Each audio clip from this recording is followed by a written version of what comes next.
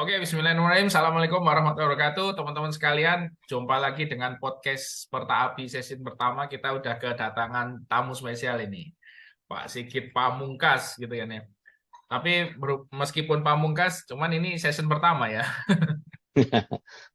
Bukan berarti Pamungkas harus terakhir ya, gitu. Oke, hari ini kita akan diskusi banyak dengan Pak Sigit. Pak Sigit ini salah satu piston engine-nya Departemen Jaringan nih di Perta Api ya. Tapi sebelum kita mulai, saya ingin infokan bahwa acara podcast kali ini kita dapat sponsor yang sangat luar biasa, loyal terhadap Perta Api ini, teman-teman dari CV Berkah Sinergi Nusantara dan juga PT Petrolab Service, yang nanti juga bos-bosnya dari BSN dan Petrolab Service juga akan kita undang ke dalam studio podcast Perta Api ini, gitu ya. Oke, kami back ke Pak Sigit Pamungkas ini. Pak Sigit, apa kabar Pak Sigit? Sehat? Alhamdulillah sehat, Saya Pak. dengar-dengar habis Pak Tommy gimana kabarnya? ya, ya, Alhamdulillah nih kita ini akhirnya ketemu lagi nih. Biasanya kita ketemunya di udara ya, artinya saya ke Bali, Pak Sigit baru pulang dari Bali gitu ya. Ya, Saya pulang, Pak Sigit ke Bali ya. ya. Bapak ke Australia, Pak, bukan ke Bali.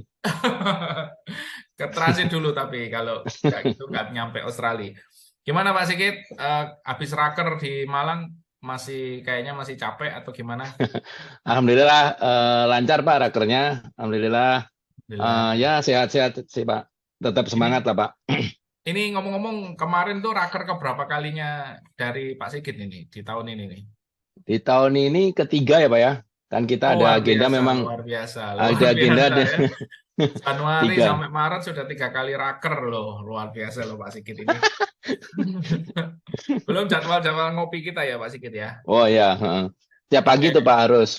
harus gitu ya. Oke Mm. deh, kita pengen kenal lebih dekat nih dengan Pak Sigit nih, gitu. Kalau dilihat CV-nya di LinkedIn tuh keren banget tuh. Banyak sertifikasi yang sudah diambil oleh beliau ini. Beliau ini certified person loh guys, gitu kan. Nah, bolehkah diceritakan sedikit Pak Sigit tentang perjalanan karirnya dari mulai lulus kuliah sampai posisi saat ini? Ya, Pak. Terima kasih, Pak Tommy. Jadi saya kan kuliah di Universitas Brawijaya, Pak ya, jurusan mesin. Lulus 2004. Kemudian dari lulus kuliah itu ya sempat beberapa bulan lah ya melalang buana ke perusahaan manufaktur. Jadi Ah, saya kan kuliah di Universitas Brawijaya, Pak ya, jurusan mesin 99 sampai 2004.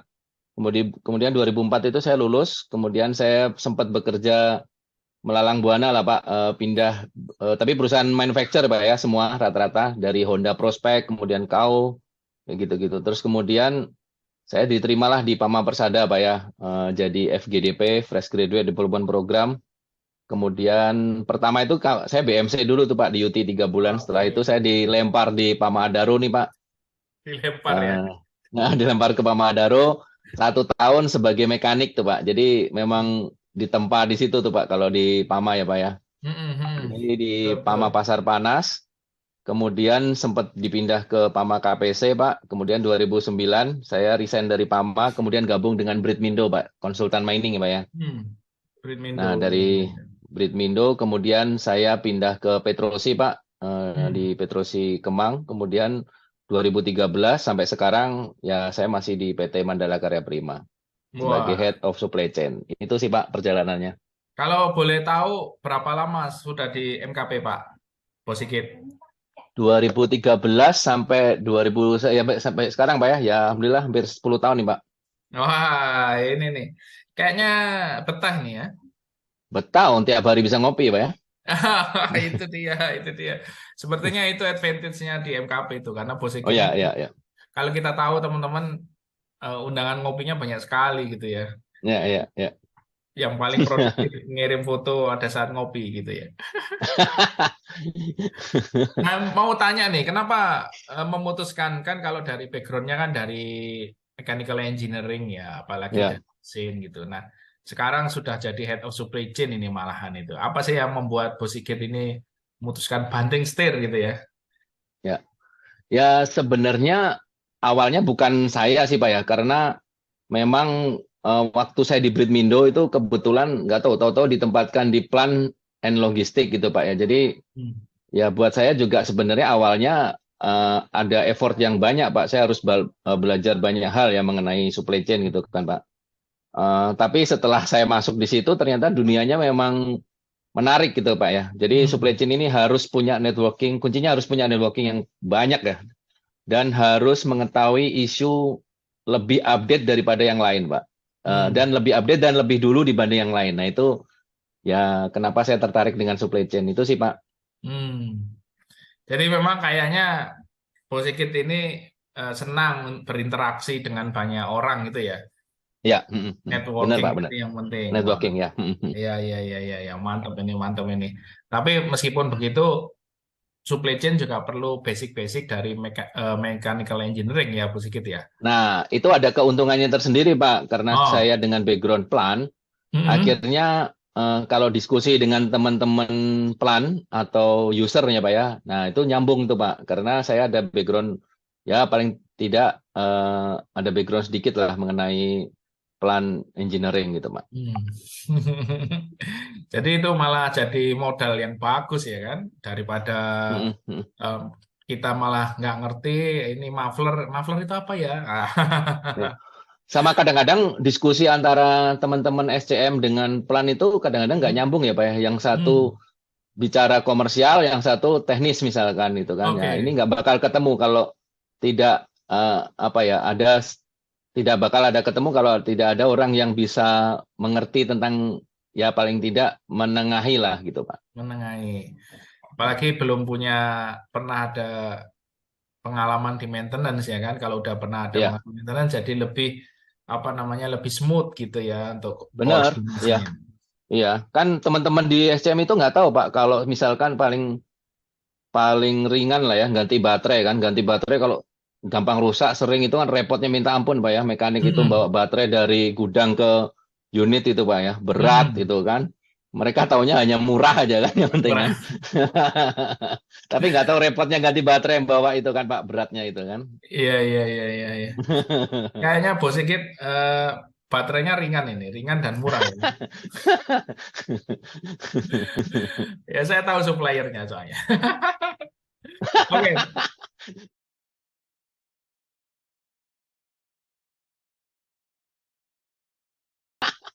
Nah, saya lihat sih Bos Sigit nih hobinya ngopi nih ya. Ya Pak. Ngomong-ngomong, dengar-dengar dari gosip-gosip sekitar lagi buka usaha kafe kopi ini. Apa namanya, Bos? Namanya My Kopi Malang Pak. Kebetulan saya Hmm. punya temen nih Pak ya, temen akrab lah ya, barista yang di Malang. Dia termasuk salah satu barista jago lah kalau menurut saya di Malang Pak. Jadi ya Hmm. memang baru sih Pak, baru buka. Dan Malang kebetulan menjadi rumah kedua saya lah ya, karena saya lama tinggal di Malang. Ya Hmm. waktu Iya, iya. kuliah juga gitu kan. Jadi saya merasa Malang ini udah sangat dekat banget lah dengan saya. Jadi ya saya putuskan saya eh, buka coffee shop lah ya dengan teman saya Siap. tadi. Hmm. Itu sih Hmm. Pak. Lokasinya di mana, Pak Sigit? Kalau boleh eh tahu. di daerah Joyo Grand Pak di Malang Pak. Joyo Grand. Nah, Nah, daerah-daerah bagi situlah teman-teman yang kebetulan lewat sana, nanti bisa mampir ya di Kopi Malang. Itu udah ada ya di di Malang Facebook ya. ya? Ada di Instagram juga kita ini Pak posting-posting lah. Waduh, mantap ya. Nanti kita infokan Instagramnya di akhir acara ya. Biar di Ya follow Pak. sama teman-teman ini. Pak Sigit ini anu ini apa namanya up to date sudah. Nah, apa sih insight-nya selain karena Malang itu kota kedua, apa sih insight-nya Pak Sigit? Karena kan bikin usaha kopi, lalu Pak Sigit masih di Jakarta dengan aktivitas Ya, yang sibuk ini, ya. gimana cara Memang handle-nya? kalau usaha itu kan memang harus benar-benar terjun langsung Pak ya. Dan Hmm. kebetulan memang saya kalau dibilang jujur ada waktu banyak enggak juga Pak gitu kan. Hmm. Eh, dan alhamdulillah teman saya itu mengerti lah gitu kan. Makanya saya juga percaya dengan dia gitu kan Pak. Karena teman saya ini barista ini memang benar-benar apa ya?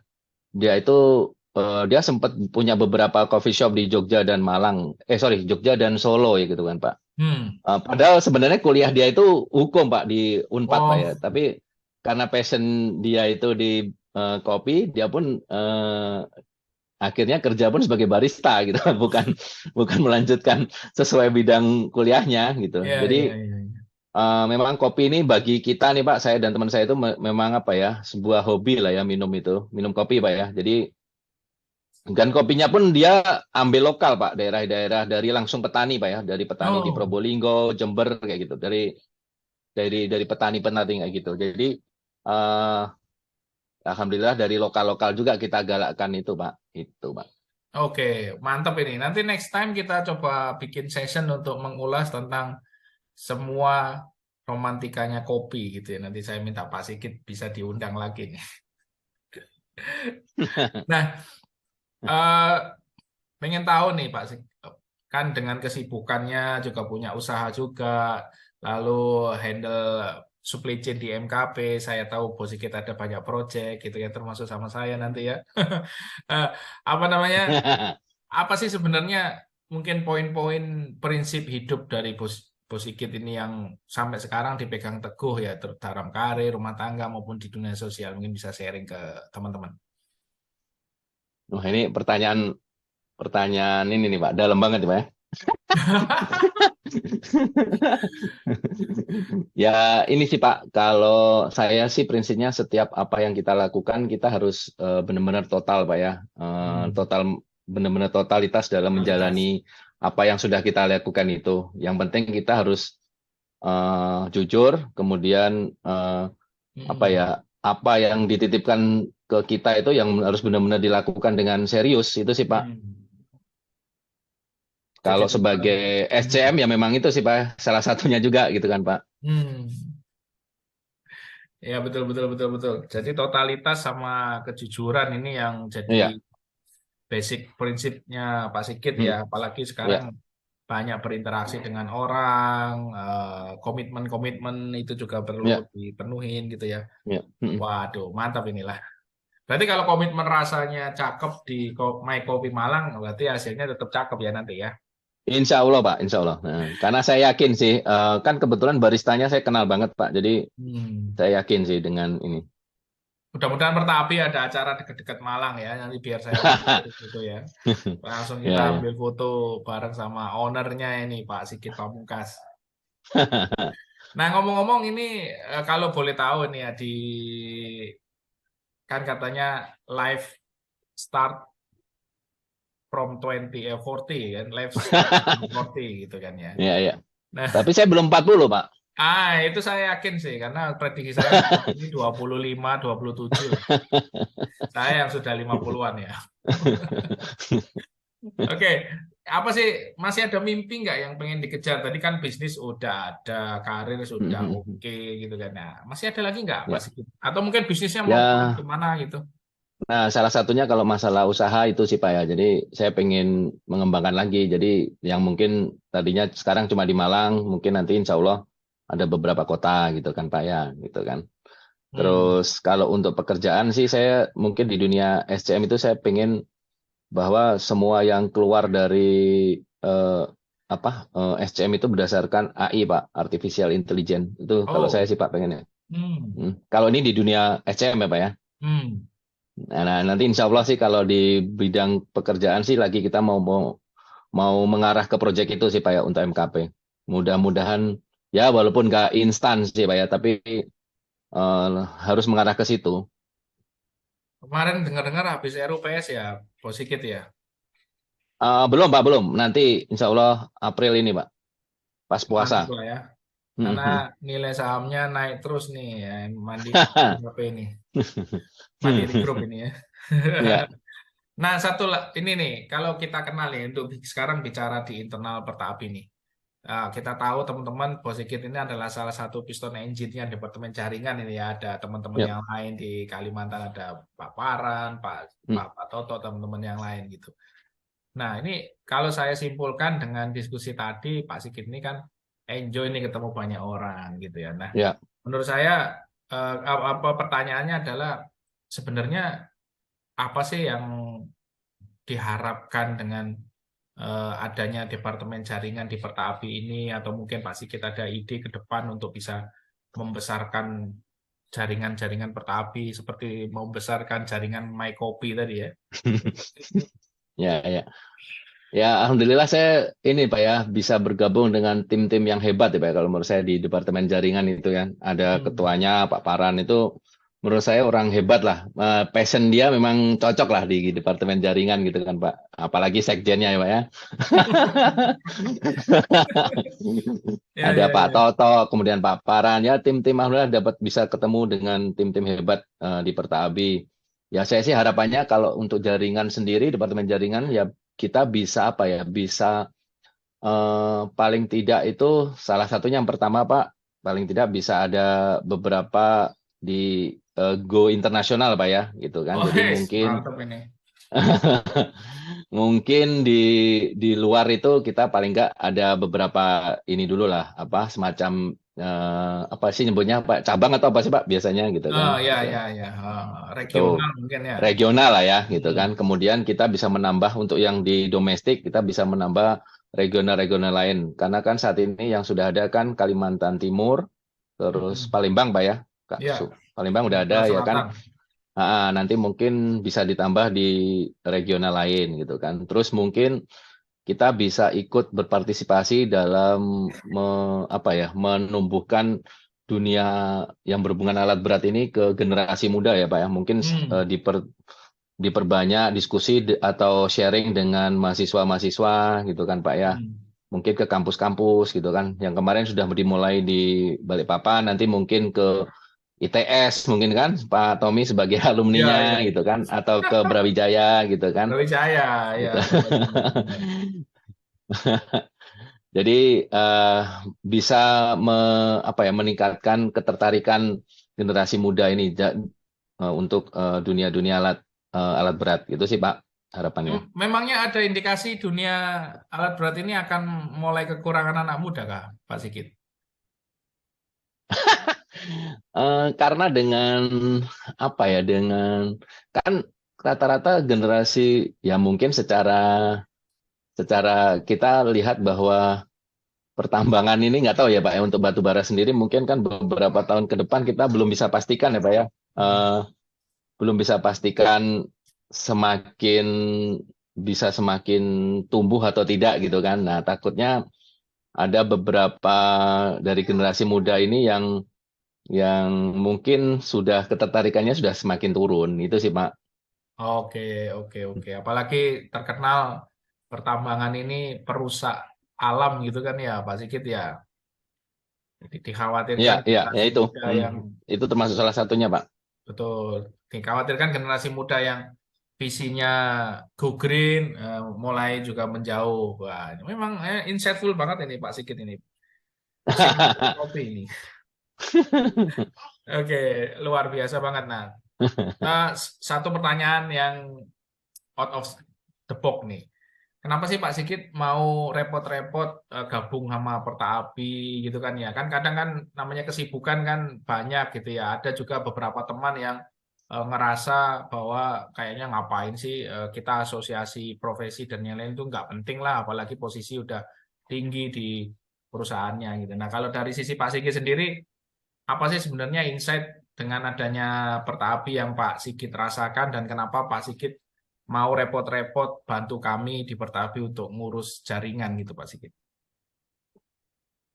Ya, yang pertama pastinya saya dengan gabung di Pertabi itu akan bisa ketemu dengan orang-orang yang hebat juga, Pak ya. Seperti Pak Tommy, Pak Rohman, Pak Suhar gitu kan, Pak Paran gitu kan. Jadi saya akan dengan ketemu beliau-beliau ini akan menambah insight bagi saya juga gitu kan Pak. Itu yang pertama gitu kan.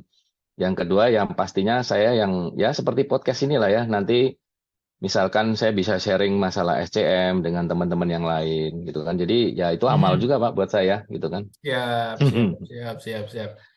Meskipun kalau disuruh bikin slide nanti dulu ya Pak Sigit ya. Sebenarnya bisa sih Pak, cuma oke-oke aja sebenarnya cuma tinggal momennya aja kan Pak. Ya, ya, ya. Makanya saya susah banget nih cari jadwalnya Pak Sigit ini buat acara yang ada slide-nya gitu ya. Jadi nggak apa-apa. Kayaknya spesialis podcast. Nanti kita undang terus di podcast-podcast berikutnya. Terakhir nih Pak Sigit, harapan buat Pertapi ke depan. Ya Pak, ya mudah-mudahan Pertabi tahun ini sampai tahun-tahun ke depan itu bisa tambah jaya terus Pak, bertambah anggotanya, terus sering banyak melakukan sharing, diskusi di beberapa tempat gitu kan. Mungkin tidak hanya dengan profesional aja, tapi yang dengan kampus-kampus gitu kan Pak. Jadi bisa terus kemudian dengan pemerintah gitu, pemerintah daerah Pak ya. Kemudian mungkin langsung dengan beberapa company atau instansi yang sebagai user lah Pak ya. Dan harapan saya juga sebenarnya yang di-sharing tidak hanya masalah technical, mungkin maintenance saja Pak ya. Mungkin lebih ke arah mining kontraktor mining secara umum gitu kan. Mungkin diskusinya bisa ke arah engineering, produksi, productivity gitu kan. Bahkan mungkin sampai human capital Pak ya. Saya harapannya itu. Jadi tidak fokus ke masalah plan maintenance saja gitu. Atau SCM gitu aja Pak. Jadi mungkin lebih ke arah bisa ke human capital kayak gitu-gitu. Mungkin itu sih Pak.